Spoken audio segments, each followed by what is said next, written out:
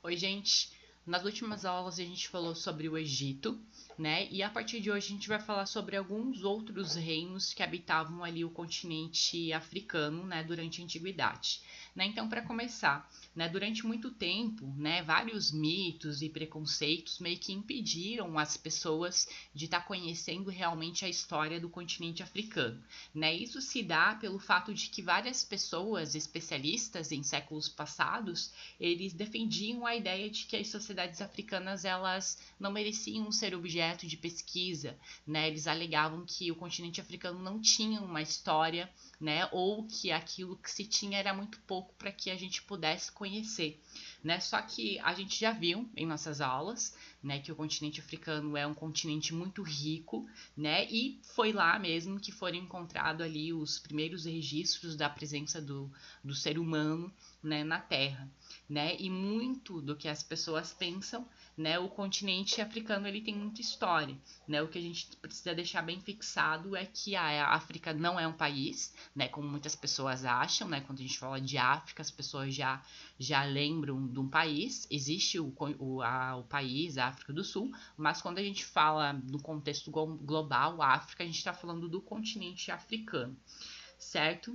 Né? E outra coisa é que dentro do continente africano a gente vai encontrar ali mais de 54 países, né? Cada um com a sua cultura, com as suas características, e é por isso que a gente fala que, né, quando a gente fala em África, a gente muitas vezes utiliza ali como concha de retalhos, né, devido a essa diversidade cultural, né, essa diversidade de etnias, língua, culturas, né? E a gente vai perceber também que muitas fontes, né, a questão que dentro do continente africano existem muitas fontes de riquezas, né, inúmeras jazidas de petróleo, né, que muitas vezes chamou a atenção de vários exploradores, né, o que fez com que dentro da África, né, várias sociedades elas acabassem empobrecendo.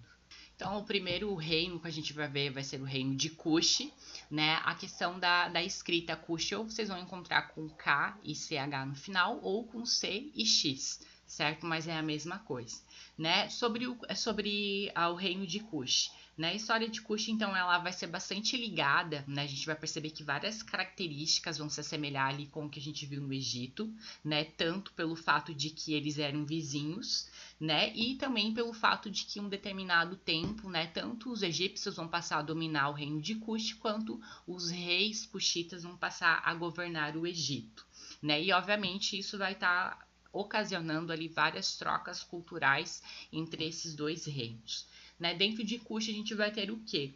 A questão da economia ela vai ser baseada ali na agricultura, né, e na questão da pecuária, né, só ressaltando que para eles também a presença do Rio Nilo foi bastante importante para se desenvolver ali naquela região, né. Com os egípcios eles realizavam ali várias trocas comerciais, né, acabavam adquirindo ali cereais, peles de animais, ouros, né, inclusive havia também até o comércio de pessoas, né, aquelas pessoas que elas eram consideradas criminosas, elas eram enviadas para o Egito, né, onde lá dentro do Egito elas eram usadas como escravas e elas eram obrigadas a estar trabalhando nas atividades agrícolas, né, e nas atividades voltadas ao Estado, né, principalmente na construção ali de cidades, né, mais ou menos ali por volta do ano de 1570, né, os egípcios eles vão passar a dominar essa região de Kush, né, e vão transformar Kush ali em uma colônia egípcia,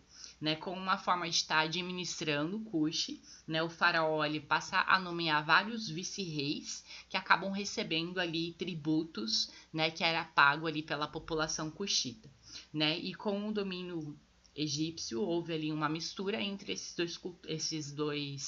entre esses dois reinos, né, como eu falei, né, e os cujitas, eles passam a adotar ali alguns deuses egípcios, né, passam a incorporar, e as técnicas ali de mumificação e a construção de pirâmides. Só que essa questão da construção de pirâmides, a gente pode observar aqui nessa imagem, que essas pirâmides, elas eram menores, né, se comparado com as pirâmides egípcias, e elas eram também um pouco mais achatadas, né, mas a gente consegue perceber essa questão das características, né. Na próxima aula a gente vai falar um pouco sobre os reis, né, os faraós negros, e a gente vai perceber que até inclusive na questão da vestimenta vai se parecer bastante ali com os egípcios, tendo ali algumas características, certo? Então, na aula de hoje era isso. Espero vocês na próxima aula.